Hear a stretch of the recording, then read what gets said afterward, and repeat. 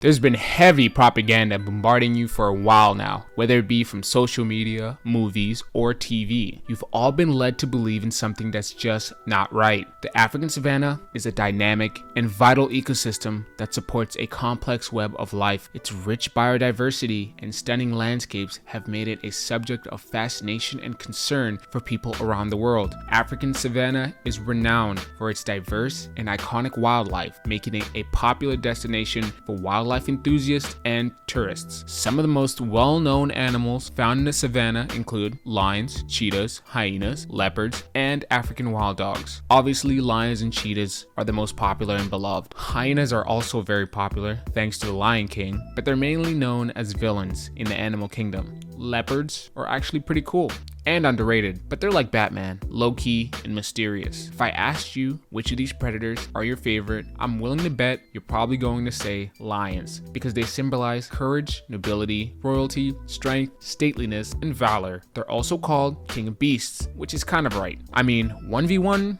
a male lion shits on every other predator in the savannah. Personally, my favorite used to be the cheetah, but now I realize that was superficial and that lions and cheetahs aren't the real MVP of the African savannah. In my opinion, the true recipient of the MVP of the African savannah should go to Lycaon pictus, or better known as African wild dog. I'm basically going to tell you all about the African wild dogs. I'm going to compare them to the so-called king of the jungle, and I'm going to try to convince you to also like Lycaon pictus. First of all, I get it. You're shallow, and I'll take accountability for this as well. I was shallow at one point. Lions are big, muscular, strong, and beautiful. I mean, look at this handsome boy. The males are really the ones you think of when you think about a lion, because of course they're the ones with the manes. Even within lions, the females, not the fan favorite males, are the real MVPs, but I'll get to that. The males can weigh up to a whopping 600 pounds, where on the other hand, the biggest African wild dogs only weigh 80 pounds. That's almost 8 times larger, but they wouldn't be fighting 1v1 anyways. As you know, lions hunt in pride and African wild dogs hunt in packs. Speaking of prides and packs, this is another win for wild dogs over lions. If I had to describe a lion pride in one word, it would be toxic. First of all, this isn't a pride. When it's just males, it's called a coalition. This is also the case in cheetahs.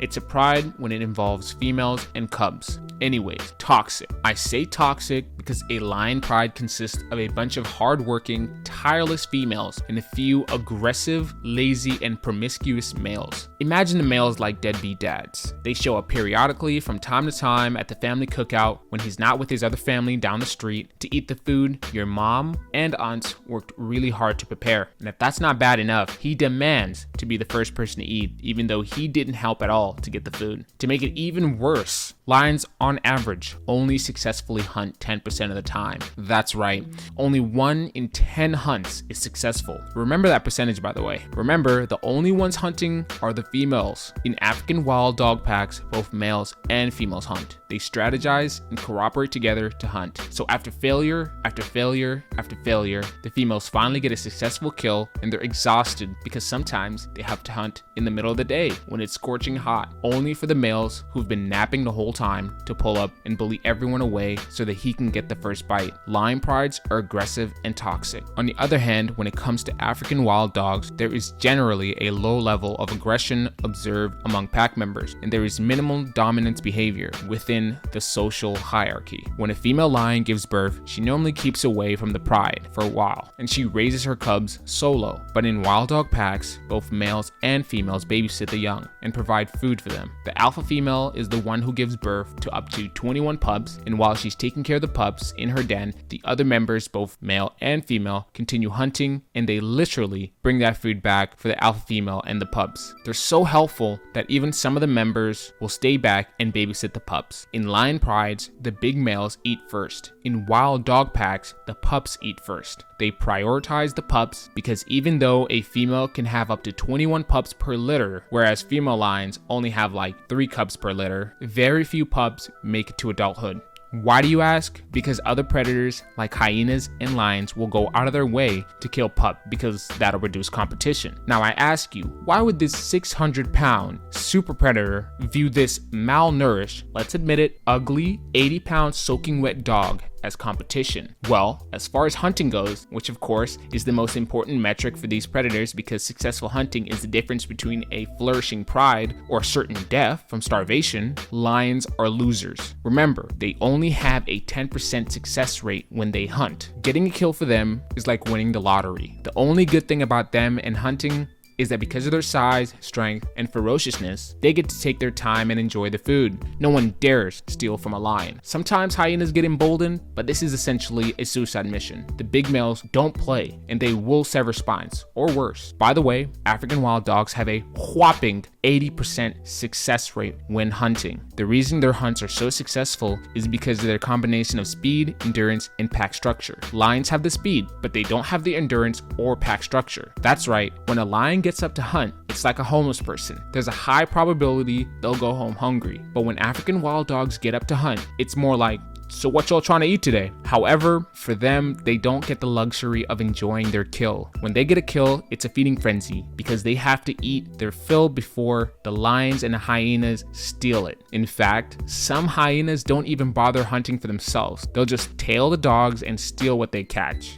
Now that's gotta be frustrating. African wild dogs are like the super smart kid in class that's always studying and gets high scores on every test. The hyenas are like the dumb kid who doesn't like to study and instead just cheats off you and then threatens you to snitch. Now I've told you why you wouldn't want to be a part of a lion's pride. Your mostly absent dad is a dick. Your mom's a side chick who bends over backwards to barely put food on the table. You're starving most of the time and your dad has one job. A job that if he can't hold means another man will kill him, come to your house, kill you and your siblings so that your mom can start having his kids. So not only are you constantly worried about your next meal, but at any point your life could be at risk. On the opposite end, within the pack, African wild dogs display altruistic behavior. They often regurgitate food for pups, sick, or injured pack members, ensuring the survival of the weaker individuals. In a wild dog family, there's no fighting. Everyone loves one another. Your mom, dad, aunts, uncles risk their lives every day, not only for you to survive, but also so you can grow up big and strong. And you can expect food to be express delivered to you damn near every day. Your only threat is the losers who want to end you because your family is doing better than theirs. Essentially, lions are the good-looking, tall, muscular chads, but they're broke, and the African wild dogs are the short, scrawny, and not so good-looking guys who worked hard and are now rich and successful. I ask you, do you want to be pretty living under a bridge, or do you want to be ugly in a mansion?